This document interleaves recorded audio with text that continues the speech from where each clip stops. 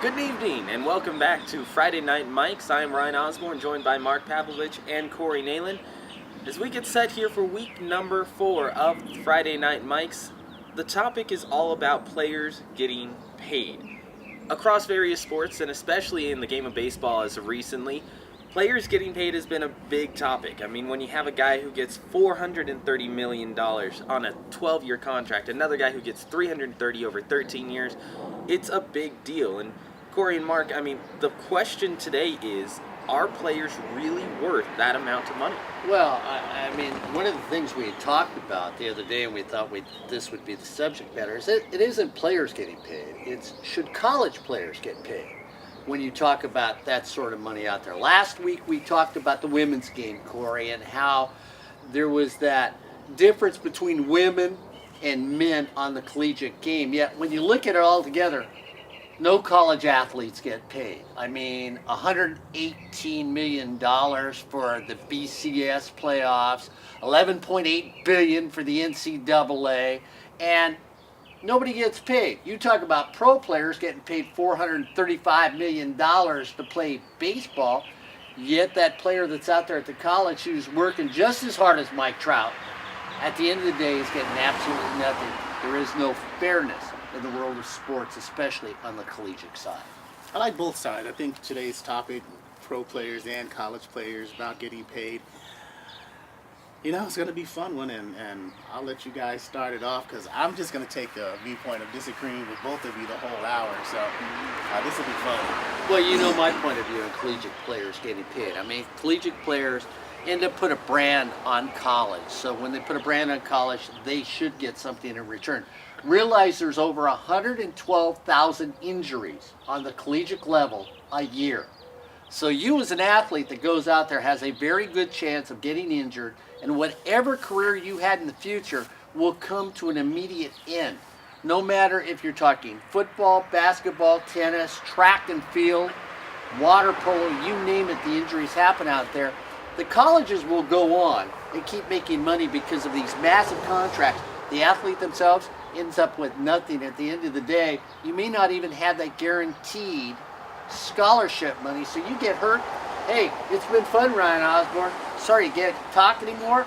Get out of here. We don't want you at sports@usa.net. So I think that's extremely unfair for collegiate athletes. No, but Mark, when you talk about the injuries, I mean, if you're a scholarship player and you get injured on team time, you get free therapy. You can't go up to a player, go to Little League. You can't look at a Little League player and say, hey, he broke his arm during the middle of a game. Oh, you get free therapy. People in college who are on scholarships do get free therapy. They get those added benefits. So not only do they get the scholarship, do they get to go to school for free, they also get free therapy to rehab from those injuries. Hey, free is, when you use the term free. So real quick, what's your position on should college athletes be paid? They should not be paid at all. Oh, so I'm only going to disagree with one person. I don't feel college athletes should be paid either. It's one of those things that they are already getting paid. They're getting that benefits that he talks about. The therapy that they get when they do get injured, the notoriety, the name that they bring. Yeah, they bring the name recognition to the school, but they get that name and brand recognition as well.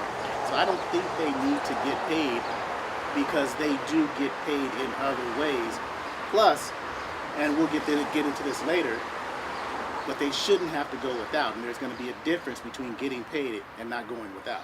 Well, let me retort to Ryan's statement where Ryan said free. They get things free. They don't get it free. Getting it free means you do absolutely nothing for it. Absolutely nothing. Here you go, Ryan. Here's a pile of money. Don't have to do anything. You just got free money. But if I say to you, Ryan, hey, do me a favor, go up to the store, and when you come back, in return, I'm going to give you $2 million. You still had to do something. The athlete has to go out there and perform. Now, does that mean they have to perform at the highest level? No, but they still have to go out there. They still have to perform. So they get nothing free in return when you say that. They are doing something. If you don't go to class, if you don't play on the team, if you don't give it 100%, you don't get anything from the college. Bye-bye. See ya. We don't want you. You have coaches like the Kentucky coach that just signed a contract for was it the Kentucky coach that just signed a contract for $9 million a lifetime? I mean, think it was Calipari was offered that. yeah, a lifetime contract, $9 million. Tell me, what does his basketball players get, guys? For his $9 million, they get what? He gets $9 million for just sitting there, and they get what? Because they're the ones who made him famous. He didn't make them famous. They're making him famous because they won for him as players. That situation has a two-party effect. Calipari makes his players famous. The players make Calipari famous. I think that's a two-headed monster there. It's not one or the other. Because when you go to Kentucky, a name brand where he is at, he was doing the same thing at UMass. He was getting the top players, but no one knows who UMass is. That's why he left. They can't pay him that much money. The players won't go to UMass because they don't get that notoriety that they would get at Kentucky. So they go to Kentucky because that's going to be a brand that's going to be on TV every single week, possibly on 2 different channels. If it's not on one, it's on another. They get that recognition. People see their faces. People see, and here's another thing, the back of their jersey with their name on it. And they say, yeah, we want to be like that guy. We want to be like that girl. And they're going to be out there and making themselves famous along with the school. The back of that jersey with your name on it that gets sold by the university, that gets money for the NCAA, so they get to sell my name, I make nothing for it. And that's branding as well. No. When you look at what Mark just said, they do not sell the jerseys with the name on it because then they would have to give money to the players. So they don't sell jerseys with the name on it. But they the sell the name and style likeness- of jersey, Name but and they likeness. do not sell And that's the thing. jersey with name. Name, it's okay. You don't put the name on the back of the jersey. Likeness? I'll give you that you don't have to deal with the players. Likeness is a whole nother story when you talk about video game revenue and things like that. Names on jerseys, if you wear a Kentucky number, I don't know, let's pick a number out there, number 3. Who's wearing Kentucky number 3? They had a Should guy I right know? now. I don't follow Kentucky. Is it? Oh. I'm not a Kentucky Okay, fan. is that number 15? Is that number 15 a Jeff Shepard? Is that number 15 a DeMarcus Lawrence or DeMarcus Cousins? Who's wearing that number 15? But still, you just attach 2 names to it. Yeah, I know. But So you've got name recognition to a number, and you've got 2 people, which is name Right. recognition to a number. Yeah. So true fans of that school, dedicated fans of that school, have name recognition with that number. If you and put you no just hit name it. on any Laker jersey, no name on any Laker jersey, but you bought a Magic Johnson jersey, you bought a Kareem Abdul-Jabbar jersey, when you wore it, everybody would know what name is attached to that. There's already name recognition in it, and the school makes money on those jerseys, not the player. like number 30, like number 32 at USC. Yeah? So you know Marcus who that Allen. is. No, Huh? that was number 33 at USC. It doesn't matter. Players get these numbers, and it could be number 1 at O.J. Simpson. Yeah, O.J. Simpson wore number 32 at USC. Or you have other schools where there are a litany of players who wore that number, so you have to pay all those players. I think we're getting off the topic See, here. look at that though. He immediately corrected me because he sees name recognition with all those numbers. He And- did that talking about the jerseys. Yeah, you have said. name recognition, but that's the players who get that recognition. That jersey sale, I don't know. But if you talk about likeness and you use their likeness for something else, then yeah, that's what you step into an area. And to Corey's point earlier, you talked about Calipari, his players making him famous. When you look at a couple years back when Kentucky won the national title with Anthony Davis and Michael Kidd-Gilchrist, both of them in their exit interviews stated that they went to Kentucky because of Calipari, not because they wanted to be part of that Kentucky brand. Yes, that's added to it, but they said, we want to be under Calipari. He could bring us a national title, and he did so. So that's an example of the coach bringing the players recognition, thus earning that $9 million. That's a coach that had success at that school, like Corey said.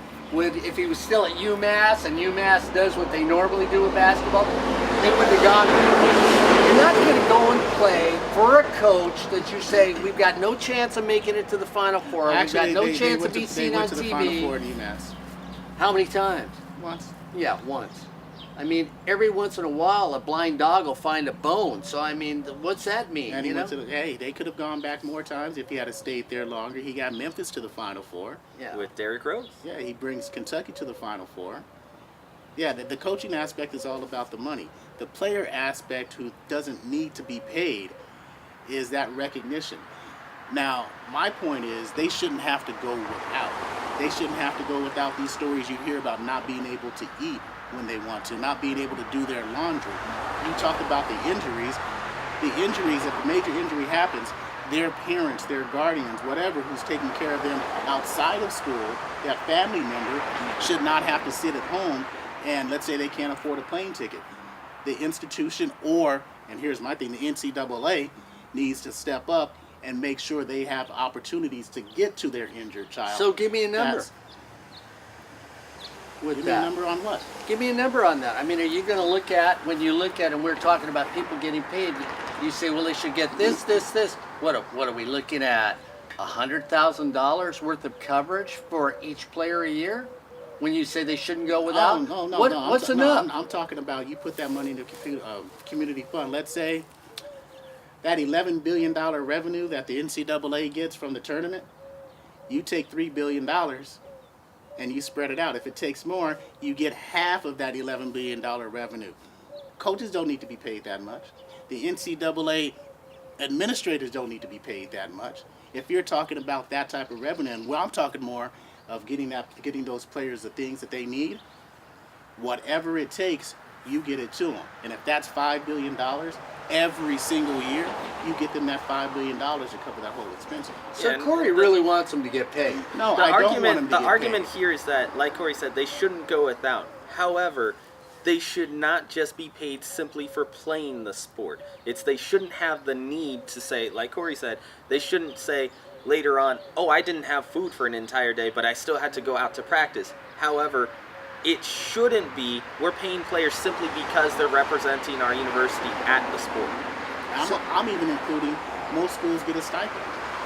I'll even include that comes with a scholarship. Increase that stipend. If you're only getting paid during the season, increase that stipend, because during the season, and we've talked about the education aspect of it, we've talked about the coaches who say, you know what, your major doesn't conform to what we have on the athletic field. Well, if it doesn't conform to that major, because you want to take a class at 6 o'clock at night and we're practicing at 6 o'clock at night, you got to make it beneficial for those players if they're not going to do something that they really want to do outside of the athletic realm. So here's my confusion with both of you. Neither one of you say they should get paid, but you say they should be supplemented at such a rate that it would equal payment for them. So if food, lodging, clothing, other expenditures, maybe money to go out on a date, maybe money to fly home, all of a sudden we do that, it adds up to $41,000 a year. You're paying them $41,000 a year. Not even that.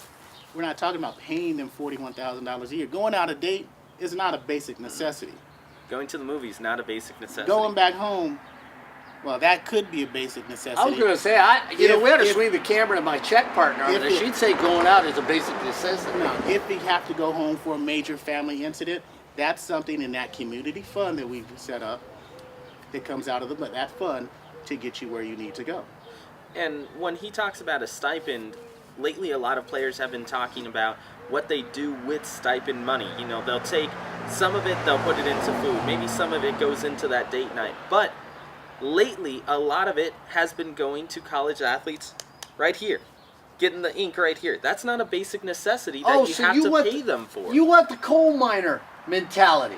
You want the coal miner mentality that, okay, you've done so much for me, so you go to the company store and you got credit at the company store and you can get your Fig Newtons, my Fig Newtons, at the company store. But if you don't like my Fig Newtons because they're not the brand that you eat, you can't have any Fig Newton because I'm not giving you any script. You're only going to get credit at my company store. That goes to the old miner mentality, and you get to dictate prices and everything else, which is not free enterprise, and therefore the athlete says, hey, wait a minute, they're charging me $9 for a bag of potato chips that I have to get at the credit store instead of having the right to go out to 7-Eleven and buy Twinkies if they want to. Not what we're saying, not at all. That's what he just said. No, not at all. What I'm saying is when you go back and you look at it, those athletes who are getting that ink on their hand, that money could have gone to the food that they talk about, those date nights that they talk about, those movie nights that they talk about. So those athletes who end up taking that stipend and putting it maybe on their skin to express themselves. Sure, it's neat and it's nice to be able to show it off or to have it as meaning, but you can't go back and say, hey, I didn't get food, I didn't get this, I didn't get that, when you yourself are spending that stipend on stuff that you want. So in other words, you're telling me the athletes have the same mentality of people in society that say, I don't make enough money, I can't pay my bills, oh poor me, I don't get enough. You look at what they make, but you see them driving a Tesla, yet they're living in supplemented housing because they can't afford to pay rent in what area they live in. And we say, oh, poor people, we need to help them out. We need to make society much fairer so they can live where I live. But to the athlete, you say, shame on you for making choices on what you want to do for the limited funds that we get. give On you. the flip side with that, not only some do the tattoos, but a lot of many athletes recently, they do send that money home for help as well. So it's not all the people wasting money. People do good things and with their money. Some people do bad things with their money. And yeah, that is society. All people do good and bad things with their money. So why shouldn't we give them more than enough?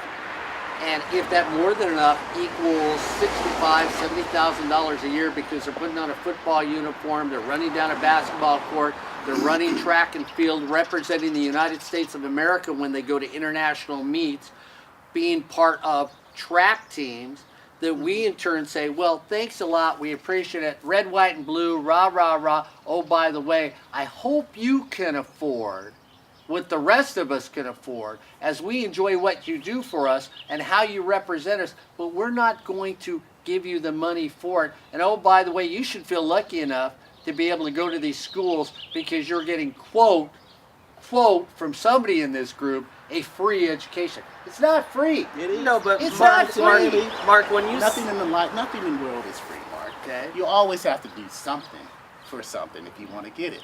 So yeah, you technically say free education.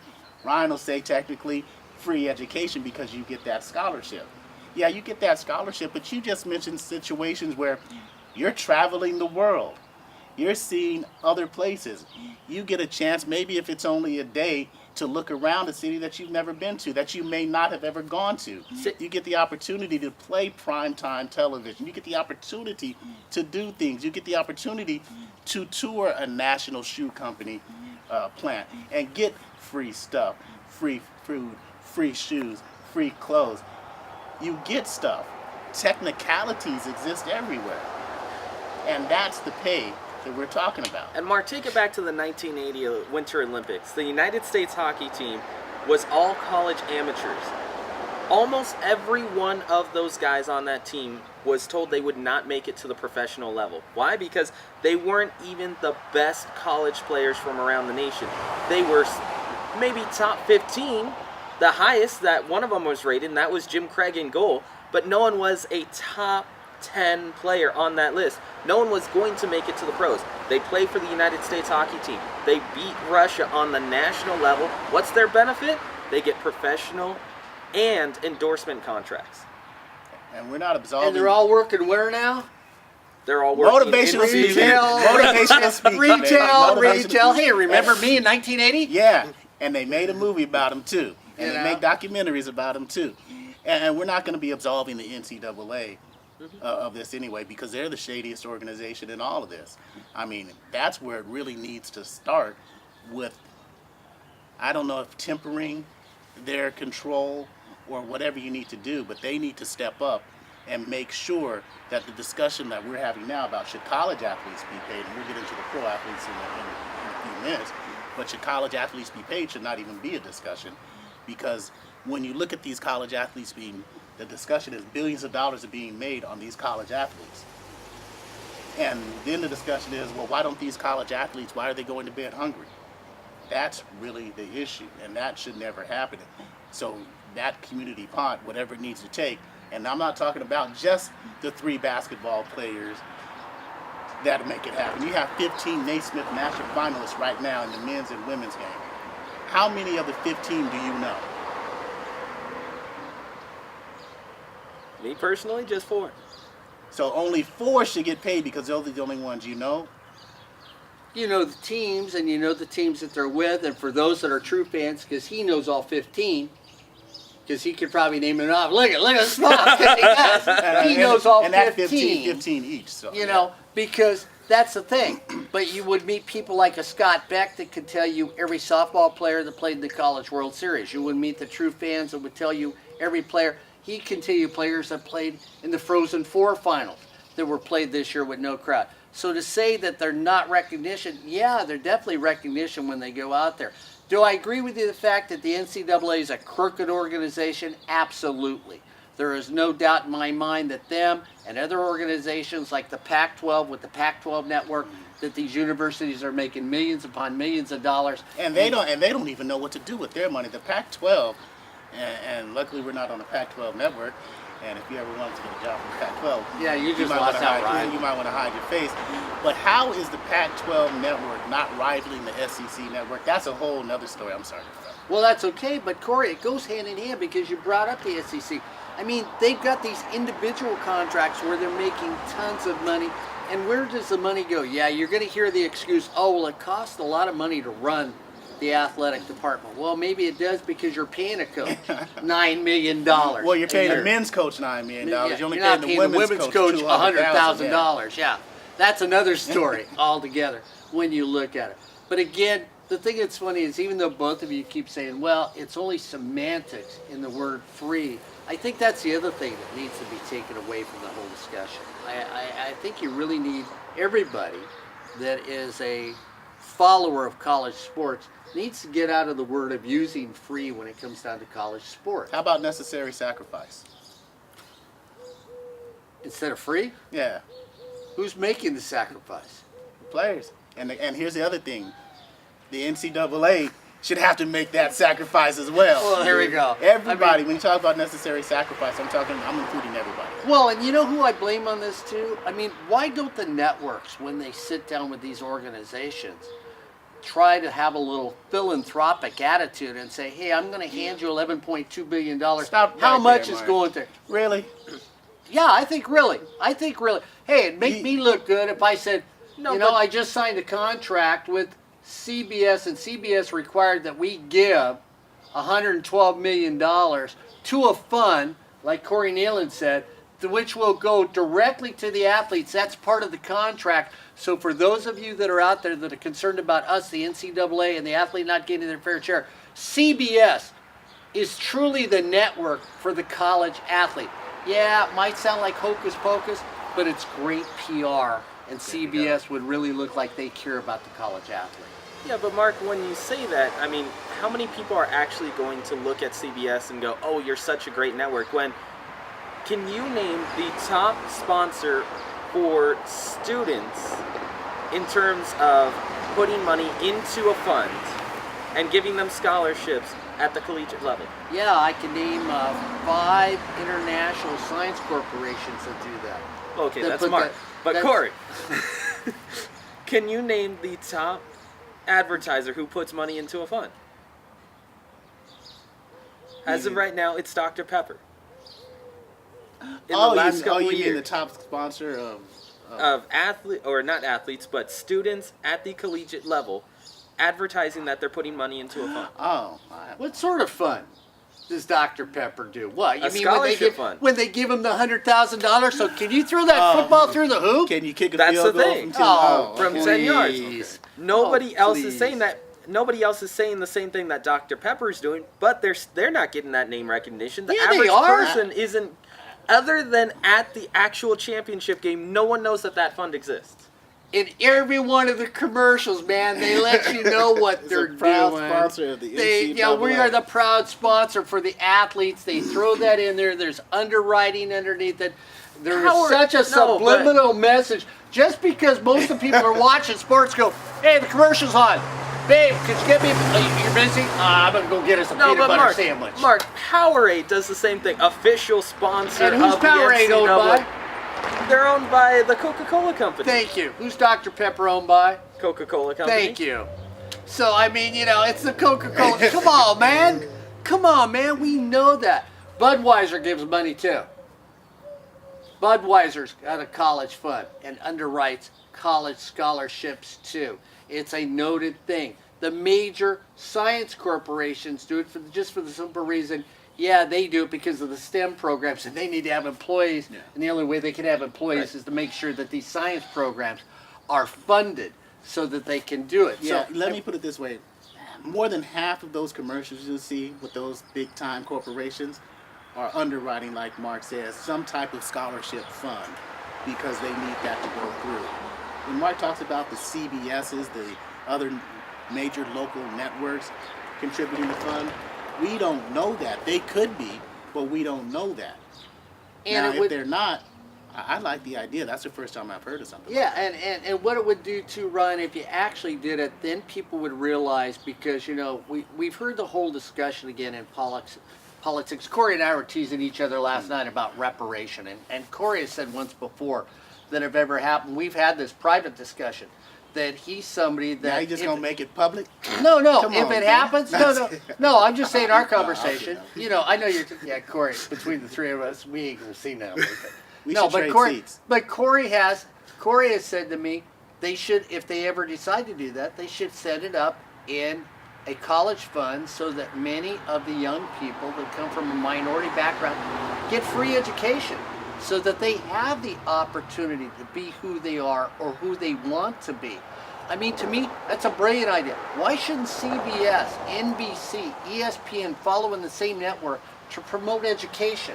Not just the college sport. I mean, realize, Well, then, Mark, as funny as it sounds, they are supposedly student athletes. So let's sponsor the student aspect of the athlete. well then, Mark, is that the actual underlying problem here? Is that the actual topic?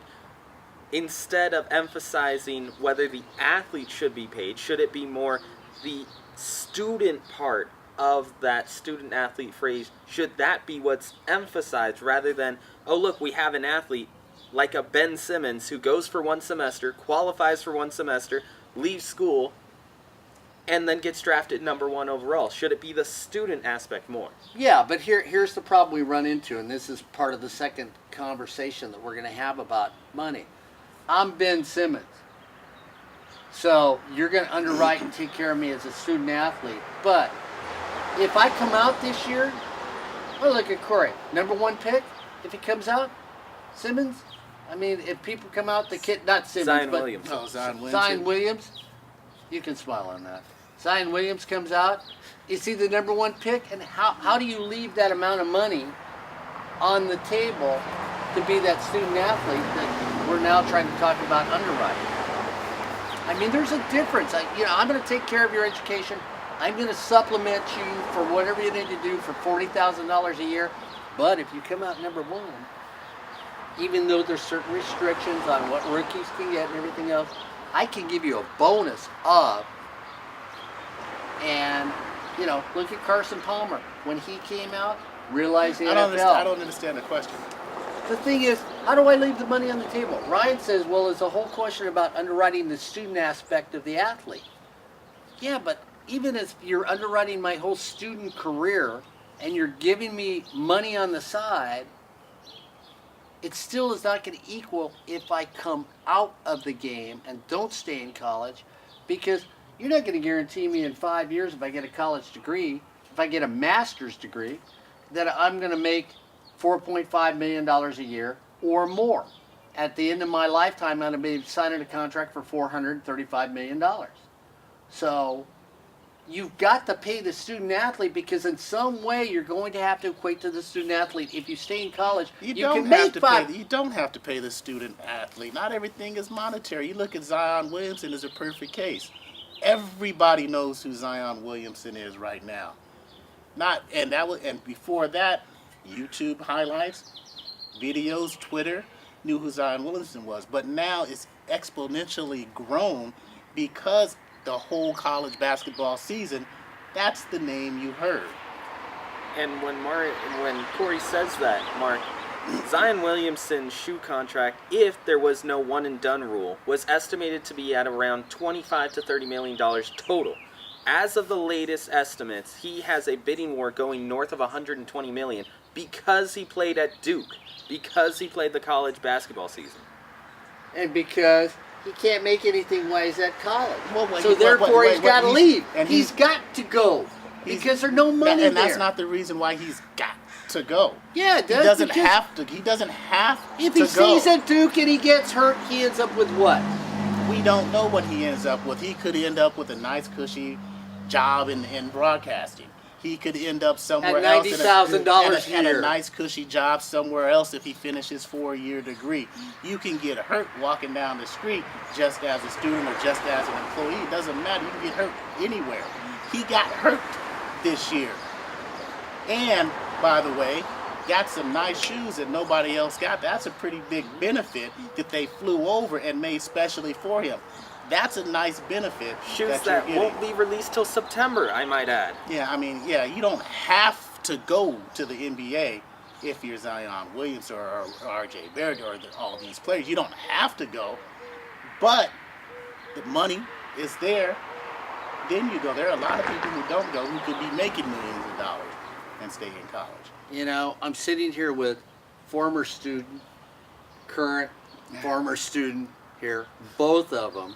And at the same time, they were always looking for a part-time job so they could do things, so they could supplement themselves. Yeah, former athlete. Camera adds 30 pounds, sorry. 50. And 50 pounds. Former athletes. But they were always looking to underwrite themselves. Now they look at their fellow athletes and say, you know what? Man, you're getting this, you're getting that. You know, how come you guys aren't sympathetic to athletes getting the gravy? You think they're already getting the mashed potatoes and steak. No, you just don't want to give them any gravy. No, here's a situation. We don't want, they shouldn't get paid. I've always felt that. And I've had friends athlete friends who disagree with me vehemently. But the thing is, you have that scholarship, you use that scholarship.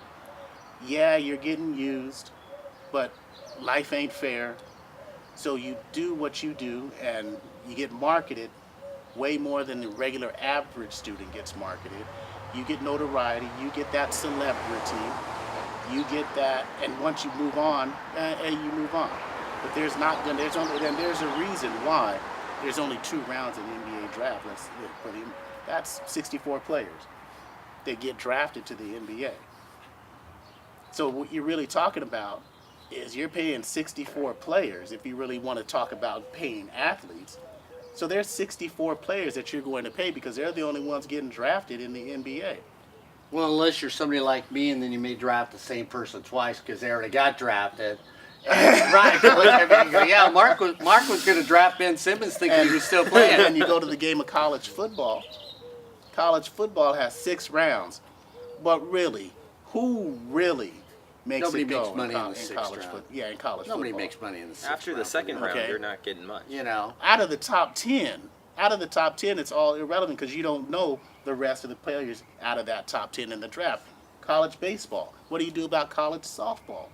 That's why all that money, and you know me, community pot, get it in, and everybody gets to eat. Well, I listened to a college softball coach last night that basically said that we're getting screwed.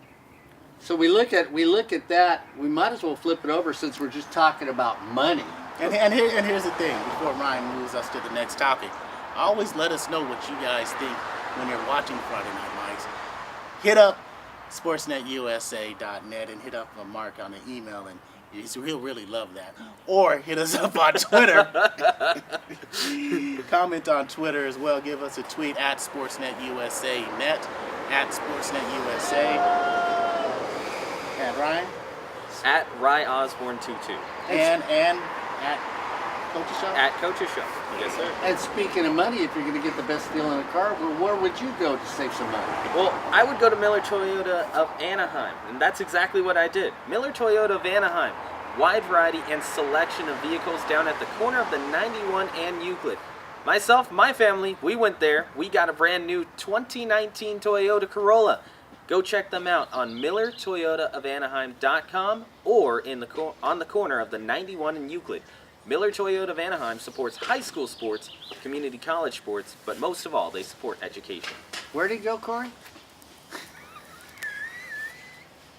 Miller Toyota of Anaheim. That's the only thing you get right last night. He kept telling me on the commercials we did. So After hearing this morning, yeah, that's the only thing we got. that's the only thing we got right so far.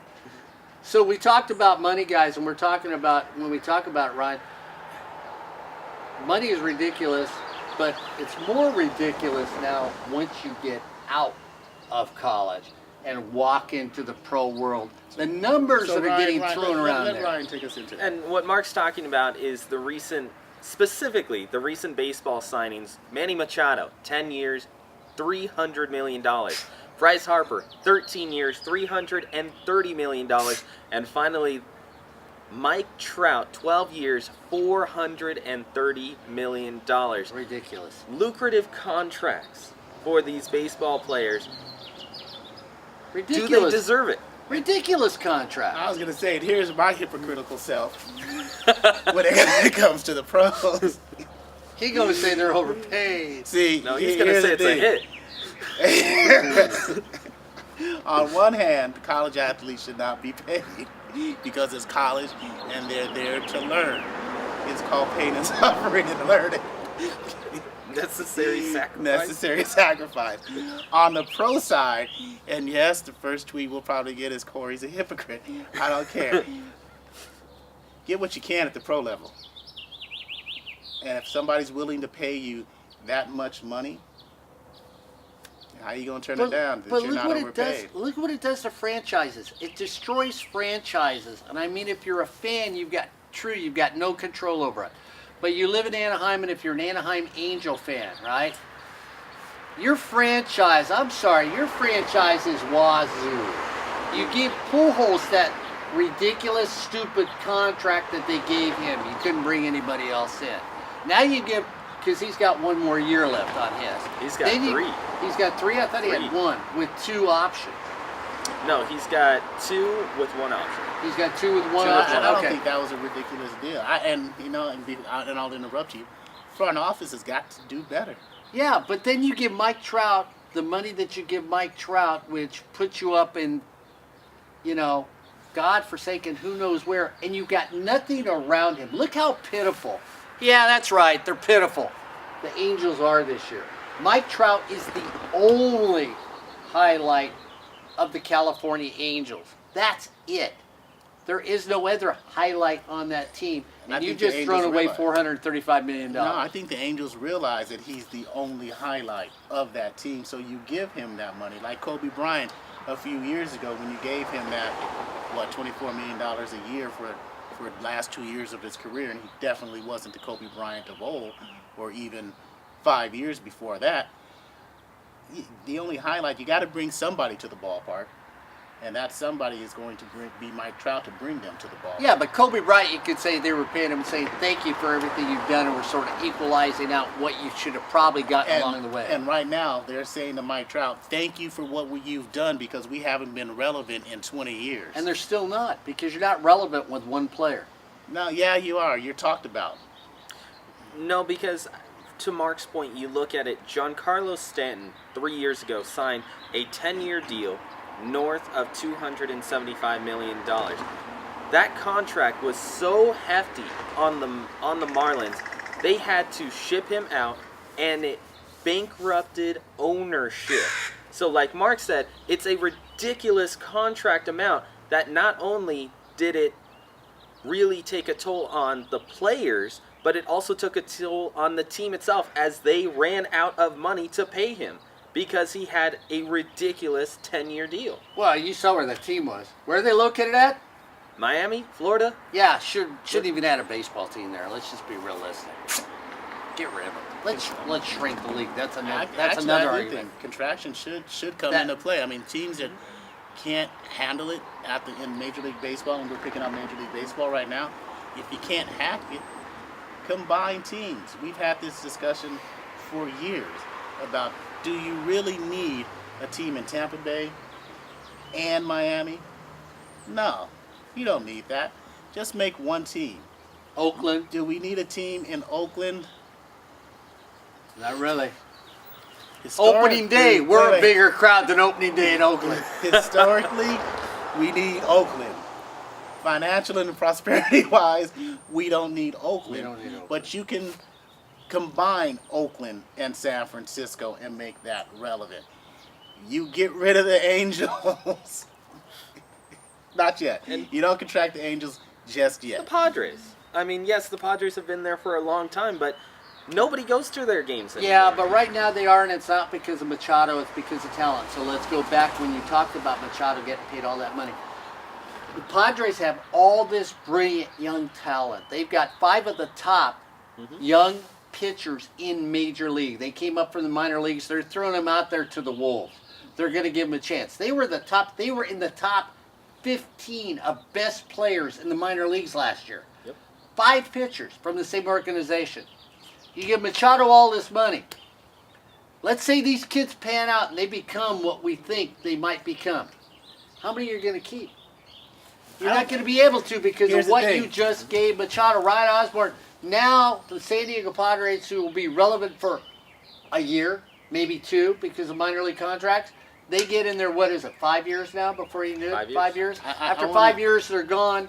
Now what do you do if you're San Diego Padres? You go back to old and hope the Marine Corps saves. If you want to look at a good example of what Mark's talking about, look at the New York Mets. The Mets make it to the World Series on minor league contracts to Noah Syndergaard. They had Wheeler, they had DeGrom, they had Harvey. They go out and they pay for guys like A. Granderson. They go out and they pay for Matt Harvey to have a decent-sized contract. And they got Yoenis Cespedes and signed him to a contract extension at the time. Then came the young guys, those young pitchers. Their contracts were up. Those minor league deals were up. They had to let them go because they were strapped for cash. They paid DeGrom. They paid DeGrom because he was one of the best in their entire franchise. But other than that, they let Wheeler go. They let Wilson Ramos go. They let a ton of guys go because they couldn't afford them anymore.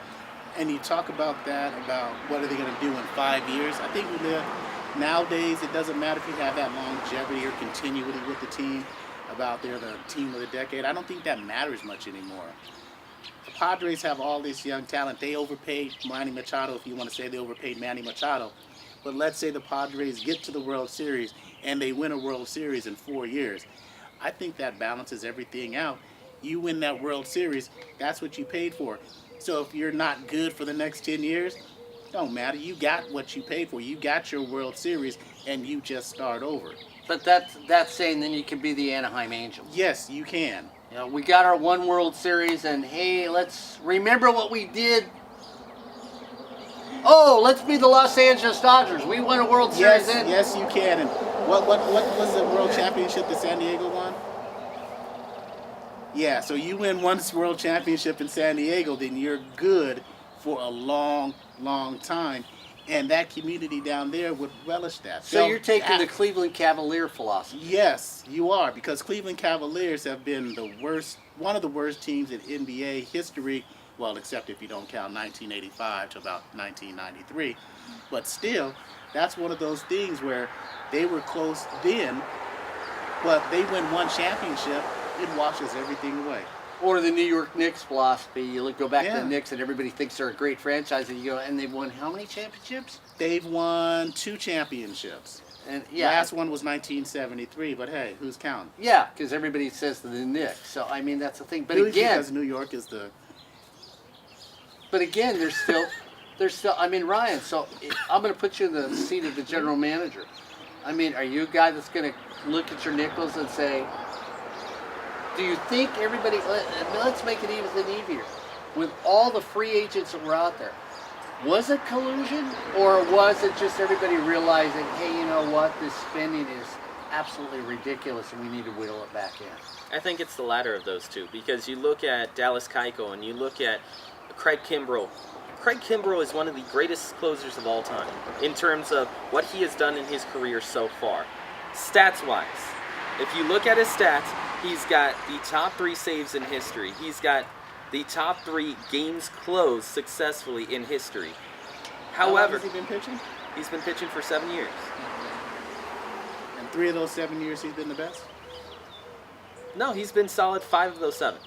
So he went from one of the best in history to solid. He's still one of the best out of 5 out of 7. So he went from best in history to solid to one of the best. I'm just No, but you Go look back to Ben Simmons. No, No.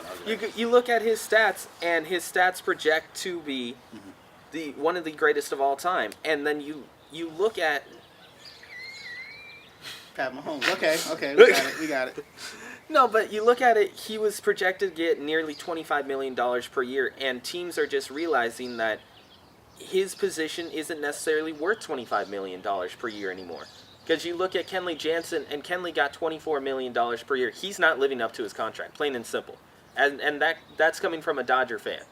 He's not living up to his contract. You look at closers overall, they're not being grabbed at such a lucrative amount anymore because general managers are realizing they're not worth the money as much as they used to be. You look at a guy like Dallas Keuchel, he's a solid left-handed pitcher every other year. He's played for 6 years in the major leagues. Every other year he has a great year. Ownership isn't going after him because his metrics are terrible in what would be an off-year scheduled this year. And so if you're going to pay a guy like Dallas Keuchel $27 million like he's asking for, what's the point when you can go out and get 2 bargain pitchers? Yeah, and that's the thing. We've talked about this on road trips about how the horrible GM that I would be. Because even though I say if they're going to pay you that much money, then that's what you deserve if you're asking for that much money. But you know I'm cheap. I'm not going to pay these lucrative contracts. If I'm the Angels and I was the GM, love Mike Trout, best player in baseball, not giving you $400 million. We're going to try something else. Yeah, if Corey was there, Mike Trout would be gone. Yeah. No, I mean, and I'm No, serious. seriously. Likelihood, Mike Trout probably would have said, well, if you're not going to give me the money that the other superstars are getting, I'm going to have to leave the California Angels. But then you look at it And and no, you say, that was not a misspoke by Mark. Yeah, no, it wasn't a misspoke. and you look at it, I mean, You like the misspoke. Misspoke. when you have a chance to pay a guy like Mike Trout, Corey, I'll throw it to you. Would you prefer what the Nationals were willing to do with Bryce Harper, where they said, we'll give you an 8 or a 10-year deal at 26, 27, but deferred payments until you're 60, but those deferred payments are sitting at close to $1 million per year? Ask So Bobby it's- Bonilla how bad that is. Yeah, Bobby Bonilla loves that. You know, I listened Until to 2032. I listened to Stephen A. Smith sort of take the side that, oh, shame on the Nationals for doing it. I tried to get through because I heard Bobby Bonilla get interviewed. And somebody said to Bobby Bonilla, so what do you think about the deferred payments that they offer? And Bobby Bonilla's response was, that means you get to sit at home, get up when you want to. You're still making over $1 million a year for doing nothing. Thank you, Pittsburgh. And like me, you get to live in Las Vegas, have a nice house, go do what I want to do. Matter of fact, I'm going on vacation. Now, he does have companies, he does work, but Bobby Bonilla chooses to work, Right. is not in the position that he has to work, and it's all because of deferred payments. Yeah, and plus, if you make $400 million, you better not have to work a day of your life when you do retire as well. So I mean, Better not. you know, and I mean, I find absolutely nothing wrong with that in the sense of deferred payments because guess what? At the end of the day, you're still giving me my and it would be set up that it's a guaranteed $400 million. You can't declare bankruptcy or anything like that. I'm still going to get my $400 million. I mean, if you need the $400 million up front because you're going to do something with it, boy, howdy, I hope you know what you're doing when you got $400 million you're going to spend it, or you're going to be like a lot. Or you're going to be like a lot of NBA players. You're going to be saying, would you like cream in that coffee? No, don't just say NBA players. Don't do that. It's No, because- athletes, yeah, not just NBA you go players. to- all athletes get broke. You go to the NFL, Andre Rison, well documented what he did with his money. You go to the National Hockey League, Wade Redden he had a $25 million contract and let that go away. Mario Lemieux had terrible interest that he invested in, and that went away. So there are cases of good athletes. Mario Lemieux, one of the top 3 of all time, he didn't spend his money wisely. What, do you know him personally? So you one of the just because somebody's not smart, they're not smart. I mean, let's just be realistic. Some people are foolish with their money, and that's it. Yeah, I shouldn't have said NBA basketball players, but even though the NBA people do lead in broke former athletes, You know, that sort of says it for itself. That's why they've reconstructed NBA contracts which is now a new thing that's in there. So much has to be set aside in a savings account, and that's why they I think that should be done in all sports. Yeah, it should be, but the NBA has seen what has happened to athletes in the past. So if we keep going in this direction, I mean, is sports going to be there for somebody 30 years from now? Because, you know, I think sports are basically killing themselves because of the money that gets spent out there. I don't want to go watch an athlete that's getting paid $200 million. That, I'm sorry, let me go back. That he's not a Willie Mays. He's not a Willie McCovey. All right? He's not a Sandy Koufax. I'm talking to athletes in general. So they're getting paid $400. If you're getting paid that type of money, in other words, Mike Trout, I'm sorry, as good as Mike Trout is today and as great as Mike Trout is supposedly in the game, Mike Trout is not in the same breath with those athletes of their time. You two might think he is. I don't think Mike Trout is, and Corey knows I'm one of these guys that says, man, you got to have a track record. I didn't even have problems saying Sandy Koufax because he had a limited track record. I have problems with Clayton Kershaw because of a limited track record. But I think when you're getting paid great money, yeah, what the Lakers did for Kobe Bryant, I understand that. If you're a Laker fan, you put Kobe in there as one of the top. So you take Uncle Ben's perspective with great money because has great responsibility. Yes, yeah.